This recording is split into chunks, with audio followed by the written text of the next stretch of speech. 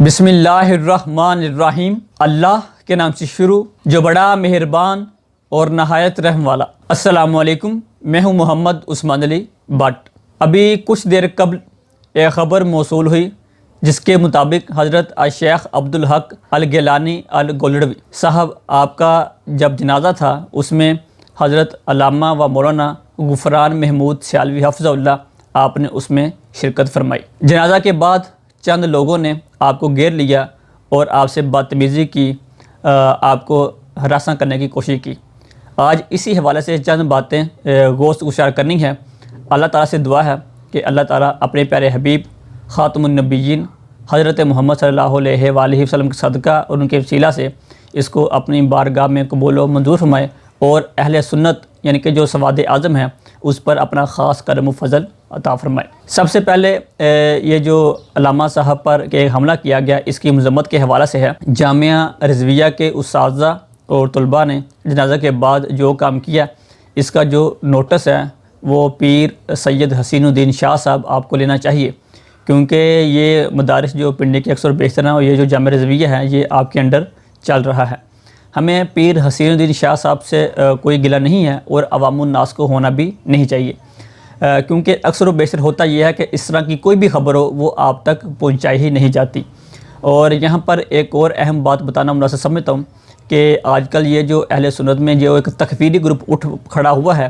تو اس کے کہہ لیں کہ جو سرگنا ہیں وہ مفتی حنیف قریشی صاحب ہیں جو کہ خود وہاں کے فاضل ہیں اور پیر سید حسین الدین شاہ صاحب ان کے اساتذہ میں سے ہیں، اور جو آج کل وہ کام کر رہے ہیں ایسا اور لوگوں میں ایک تشویش پائی جا رہی ہے، اللہ تعالیٰ ان کو ہدایت دے۔ اور جو سب سے اہم بات جو کرنے والی وہ یہ ہے کہ پیر حسین الدین شاہ صاحب صرف مفتی حنیف قریشی صاحب کے استاد ہیں، پیر نہیں ہیں، اس لیے ان سے آپ کو حسن زن رکھنا چاہیے۔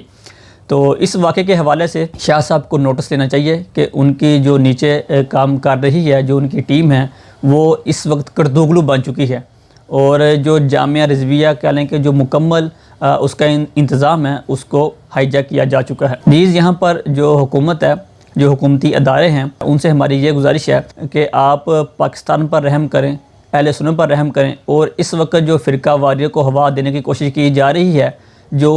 بیرونی طرف سے جو ایجنڈا پاکستان میں انجیکٹ کیا جا رہا ہے جس سے کہہ لیں کہ انتشار پھیل رہا ہے اور فرقہ واریت کی ایک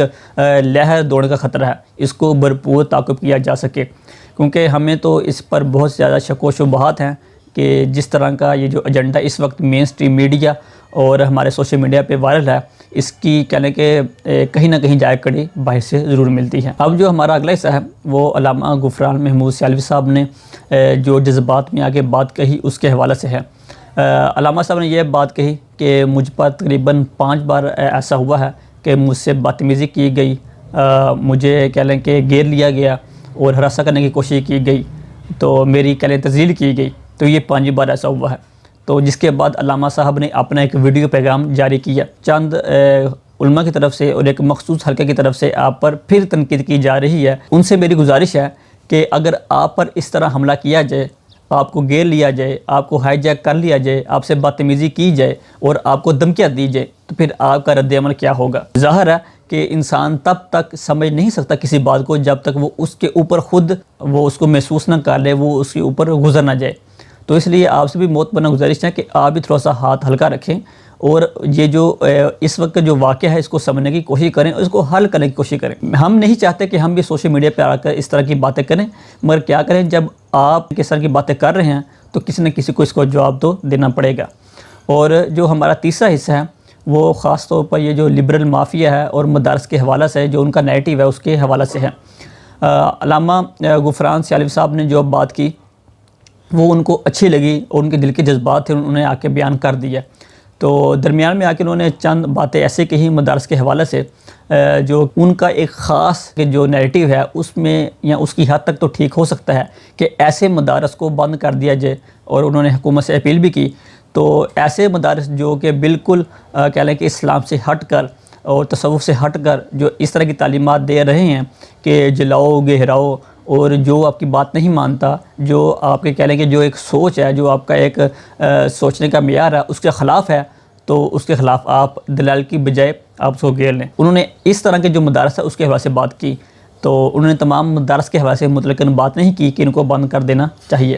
تو مگر پھر بھی مجھے اس پر تھوڑا سا ایک تشویش ہے. میری ایک اپنی ذاتی رائے ہے، کیونکہ ہم سوشل میڈیا پہ اکثر دیکھتے رہتے ہیں اور ڈیبیٹس بھی کرتے رہتے ہیں. اب اس کو لبرل مافیا کیا لگے ایک بنیاد بنا لے گا. وہ تو پہلے ہی چاہتا ہے کہ علماء کو حکومت سے مکمل طور پر نکال دیا جائے. وزیر مذہبی جو امور ہے اس کی جو وزارت ہے وہ بھی ختم کر دی جائے. یہ جو مفتی اعظم پاکستان مفتی مجیب الرحمان صاحب کے پاس جو وزارت ہے چاند دیکھنے کی، رؤیت ہلال کی، ان کو بھی ہٹا دیا جائے. ہمیں وقتاً فوقتاً فواد چودھری کی صورت میں، پرویز ہود بھائی کی صورت میں، ماروی سرما کی صورت میں اور دیگر جو کہہ لیں کہ ان کے ٹاؤٹ ہیں ان کی صورت میں ہمیں اس طرح کے کالم پڑھنے کو ملتے رہتے ہیں اور ان کے جو ویڈیو بیان میں وہ بھی سننے کو ملتے رہتے ہیں. میرے خیال سے اس طرح کے بیانات سوشل میڈیا پر دینے سے، ڈالنے سے کہ ایک عجیب سی فضا قائم ہو جائے گی، جس سے میرے خیال سے وہ اپنا کہہ لیں جو کہ نیگیٹو ہے، جو ان کی سوچ ہے، اس کو ثابت کرنے میں کسی حد تک کامیاب ہو جائیں گے کہ مدارس میں کہہ لیں کہ اس طرح کی تعلیمات دی جاتی ہے.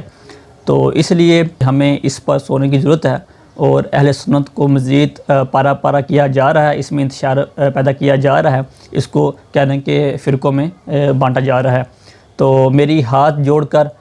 جو علماء اہل سنت کے اکابرین ہیں، آپ کو چاہیے کہ آپ اس طرح کے معاملات کا نوٹس لیں اور جو علماء اکابرین ہیں، جو مدرسین ہیں، جو ان کے انتظام سنبھالنے والے ہیں، ان کو بلائیں. ڈاکٹر محمد اشرف آصف جعلی صاحب کو لے کر جو کہ تکفیر کی لہر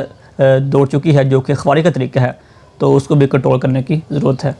اب تک لیے اتنا ہی. انشاءاللہ اگلی ویڈیو میں اگلے عنوان کے ساتھ پھر حاضر ہوں گے. تب تک محمد عثمان علی بٹ کو دیجیے اجازت. اللہ نگہبان.